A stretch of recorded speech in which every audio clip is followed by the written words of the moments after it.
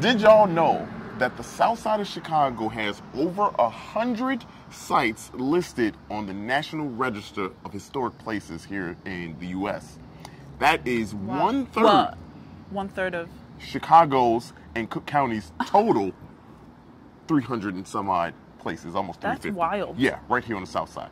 So, did not know that. yeah, for people that want to be like, there's stuff on the south side. There's a lot. Especially where we are. Yeah, especially where we are. We're going to get into that in a second. But if y'all could, please like, subscribe, follow, recommend this video. This helps us keep on going, doing what we're doing all over the city. Or pay us. That works too. If you want to pay us. Right, we're trying to get to that. We're trying to get to the So if y'all could do that, go ahead and do that. That's dope. Today, we are talking about gospel music. Yes. Here in Chicago. Matter of fact, we are at 3301 South Indiana, and that is the birthplace of gospel music here in Chicago. Crazy? It is absolutely insane that it started right here. We'll tell you the whole story. It started in the building that is right here behind us. It's washed out right now, you know, but there's B-roll. There's B-roll. Yeah. But it started right there, and actually it is to our, you know, right here. Right, it's to our left right now. And so they moved places. We'll tell you why it moved places. There's some renovation happening. The church. So yes, the church moved. The church. Temporary church. Temporary spot. But that original building that we showed you, that actually was built in the very late 1800s by two well-known Chicago architect, Louis Sullivan and Dankmar Adler. Wow. Sullivan and Adler, or Adler and Sullivan, however you want to say it. They actually built this building for... Both have theaters named after them. Yes. And crazy thing is, it was built to be a synagogue first. Yes. Interesting. Yes, okay. It was synagogue first. And you probably, right around that time, you know, we were on the south side, Bronzeville. Great Migration is starting to happen right around 1916. And this is where a change started to happen, where more blacks started to come into the area, okay?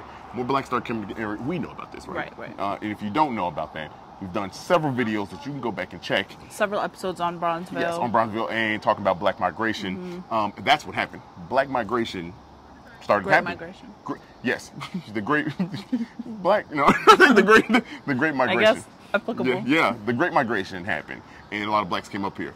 1922 is when this church changed from a synagogue to a Baptist church. Pilgrim Baptist Church is what it changed to, and it really... That's so interesting. Yes. Now, before we get into the details of Pilgrim Baptist Church and how gospel came to it, you got to think, we talked about this before, that churches here in Chicago are a huge thing. Huge. Like they are everywhere. But Chicago is such an immigrant city it's very common for people that are immigrants to want a place where they can be social and like they can create community and religious prayer locations like churches and mosques and synagogues just happen to give that. So like there's so many churches in a lot of the immigrant communities and you know, at the time, the Great Migration is considered like people coming into the city. So they're creating these sites where they can create community. So how many creates did I say? Yeah, a lot. But churches are a huge thing is what we're trying to say, right? Yeah. Huge into the community. This was no different, especially for the black community, especially for having a place of refuge, you know, coming from the South where you didn't have any, you know, people that really cared about you. You're amongst your own now. So what happened was it became the Baptist Church, but a guy by the name of Thomas A. Dorsey, he became one of the main leaders here in the church. Now, Thomas Dorsey was huge into blues. He started taking the blues and kind of mixing it with more of a soulful, you know, old school, you know, Amazing Grace, black American chants, right? For spiritual chants and things like that based off of, you know, the struggle. Yeah. He mixed that and created like a modern day Chicago style and what we know today, gospel. And it started right there in that building. Yes, it started right there. That's crazy. Now he had some amazing names with him. He has some amazing names. I could guess a couple. Yeah, well, don't, because you're gonna ruin the video. But we are gonna go check out one of those dope places and people where they lived. Yeah. Let's go. Let's do it.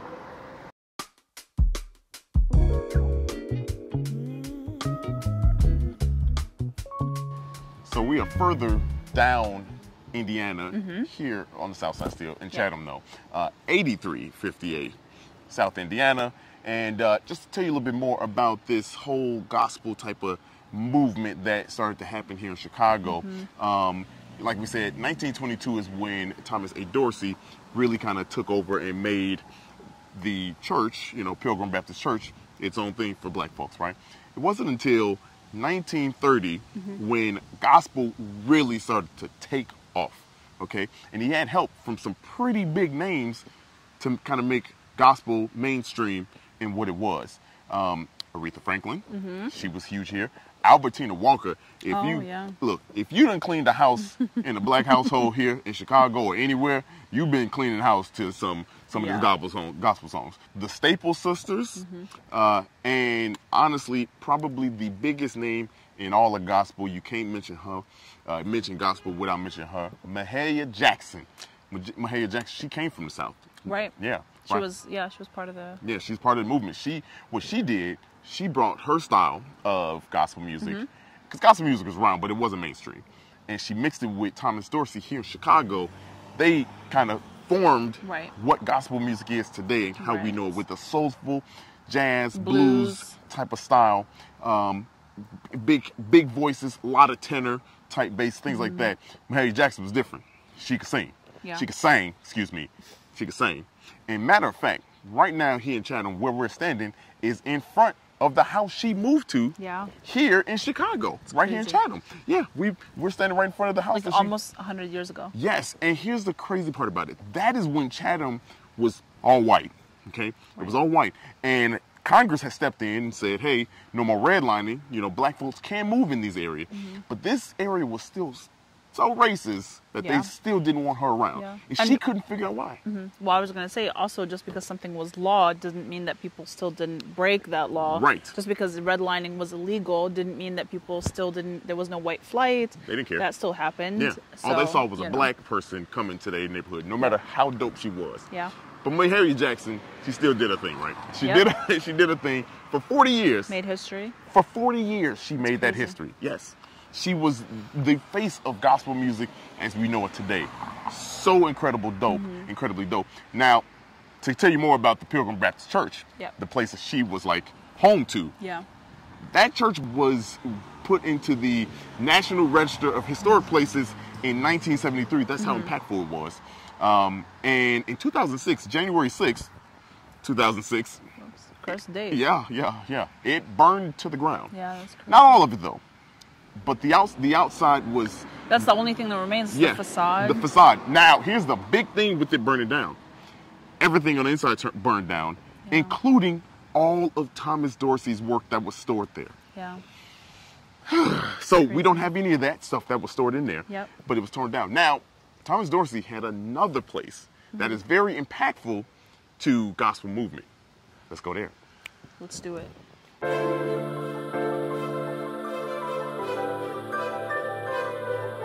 All right, so back here, a little bit further north. A little bit further north from Chatham, but we are in Grand Boulevard, the community area. Fun fact about Grand Boulevard, it is actually the community area in Chicago, but also it used to be Martin Luther King Drive. The more you know. But we are here in front of another church. And this one has a pretty dope history when it comes to, you know, the movement of gospel. Also, I tell you, it also started as a synagogue. And you could tell, all right, we had to rotate a little bit because the sun was kicking ass. It's just, but, so, as I was saying, this church played a role in gospel movement also. This is the Ebenezer Missionary Baptist Church, but it also started it started out as a synagogue. Also, it was built in 1899, just 9 years after Pilgrim Baptist Church, by the same two people, Adler and Sullivan. Yes, they created this, and you can tell that it used to be, because it still says it right above the actual name, what it is now, Isaiah Temple. So, pretty dope if you look close. That's really cool. Yeah. So it started as a synagogue, then again, black migration. Right around 1921 is when it changed its name to Ebenezer Missionary Baptist Church, which, pretty dope. Great migration, same reasoning. Now, in... That was not He did that. He paid it. But what happened was a year after Pilgrim started like gospel there, or kind of got it kicked off mainstream, 1931 here is when Thomas Dorsey, again, who ran this one also, created the first gospel choir. Yes, wow. He created the first gospel choir, and he had all the big names, everybody that I mentioned earlier, including Mahalia Jackson, but also, get this, he had a guy by the name of Bo Diddley, and if you know who Bo Diddley is, Bo Diddley is the pioneer of rock and roll. Yeah. Yes, pioneer of rock and roll started right here, and believe it or not, he worked in the orchestra. Wow. Right here. And yeah, so dope history. Another piece of dope history about this one is that it was listed in the National Register of Historic Places October 24th, 2016. And if you enjoy music history, and specifically in Chicago, you should check out our episode on Motor Row, because we start to kind of talk about chess records, but then we did a whole episode on chess records and blues and all of that. So it's really, really dope. And then not too far from here, right down this way, we're by Grand Boulevard, aka King Drive. Yeah. Which is the Blues District. In Chicago. Which is also where you can go and eat at Peaches, which we did. Peaches, and right across the street from there is Harold Washington Cultural Center. Yep. You can go right there. There's so much to do in this neighborhood. So every time we talk about it, the Bronzeville Grand Boulevard area is packed with history, so you can't really. But let's go eat. Yeah, let's go eat. Let's go eat at a very dope historic music-related place. Yes. Let's get it. Yep. So, you know, God is good, and this is proof of it right now, all the time. And we were able to get inside of Ebenezer Missionary Baptist, and look at this. We just so happened to be. We were in front of one of the people that's in the band here. Yep. He was just out here walking by. We, just like idiots, went and tried to pull the door like it was open or whatever. And he was like, y'all want to get in? We were like, yes. Yes. Yes, we would love to get in. And here we are. This place is gorgeous. Yeah. We're told that it's about $20 million to renovate this. Yeah, that's the stained glass. The stained glass, is they what, got to import 12? it from Germany, yes. Yeah, 12 million.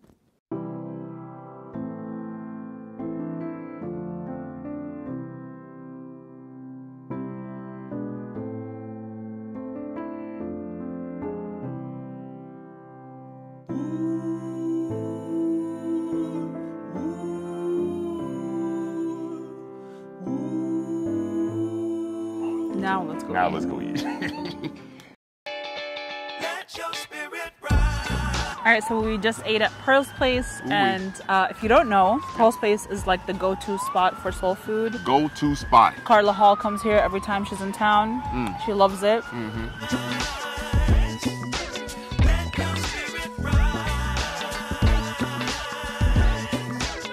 And it's been around for a few decades now, and it's heavy rotation going on right now. Yeah. Basically what they're trying to do is kind of make a place where you can actually go sit down and enjoy soul food in a way that is not too pretentious, but also you can be dressed up. And they say wear your Sunday's best. You know? So, you know, that's the kind of vibe. That's exactly what we did not do. Yep, we didn't do that. But everyone in there did. Right. We were the most underdressed people in there. But what we ordered, so they have a buffet that you can do for $27 a person. Which is not bad. Not bad at all. But we chose not to do the buffet because we wanted the catfish, and the catfish was not in the buffet. And they didn't have spaghetti either. And they did not have spaghetti either. So your boy wasn't about to be lacking out here. You know? On the sides. Nope. Not at all. So we got the catfish dinner, and all of their dinner entrees come with 2 sides. So we got the catfish with spaghetti and mac and cheese. And let me tell you, they were good. They were good. I underestimated the hell out of that spaghetti. I know. Because it was like the noodles soupy, and then the sauce on top. It wasn't like mixed. It wasn't too tomatoey. And I was just like, I don't know, man. That don't look like black people's spaghetti. But I shouldn't be saying that. But it was good. It was good. It was decent. And mind you, you're not eating like Italian spaghetti. Right. Yeah, right. So, but it's good. It's very good. The mac and cheese was great. Mac and cheese was good. It's baked mac and cheese. It was really, really good. Yes. My only thing is maybe the noodles were a little overcooked, but that's just my preference. And then we had the chicken dinner, which you can get jerked, baked, fried, or smothered. Yeah. And we did fried. And it's a half a chicken, so you get a full breast, 2 pieces of thigh. So you get the drumstick and the thigh, and then you get the wing. And it was good. It was Came out hot. Poppy hot. Yeah. They just fried it. Like it's fresh fried. Fresh. So was the catfish, but the chicken was like super fresh. Like honestly, it was the type of fresh that like you couldn't with your fingers. I don't know how you would do that. It's the same motion. Like that with your fingers.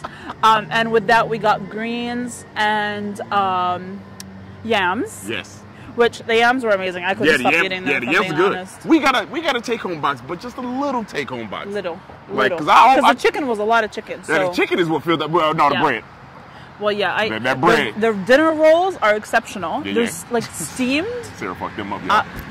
How the bread taste? I have no idea what kind of bread this is, but this is the best bread I've ever had. I don't think y'all understand. This bread is smacking. She went crazy. They were really good. She went crazy. I mean, I went crazy too. But I didn't like the cornbread. Now, here's the thing. We gotta. I didn't like it. I don't know if it was like a bad batch or something, because I can't imagine these being their cornbread. It didn't have flavor. No flavor. No salt. Nothing. Nothing. And it didn't help the greens out. Yeah. Because I thought for sure the greens were about to be smacking. But the greens tried to carry it. The greens were good by themselves. I had them by themselves. They were good. But yeah, the cornbread was not great. Because you get to choose between cornbread and rolls. We got both. Yeah. One and one. Glad we did, because like I was disappointed. Yeah. Other than that, the service is great. They do say it's a 15 to 20 minute wait after you order, because the made to order. And it was about 15, 20. Yeah, but it didn't feel like it. I mean, like music. No, because we like each other and we can talk to each other. Right, but if you go with someone you don't like, then it's gonna be a long wait. Take your phone, charge your phone, make sure your battery play is some good. games. You know what I'm saying? Yeah. Candy Crush still hot. You know what I'm saying? Like I don't know, maybe. But that was it. Yeah. Yeah. That is all. Yeah. Now we're gonna go home because we are tired. Yep. And if you did enjoy this episode, I was gonna say podcast. If you did enjoy this episode, please share it with someone that you like.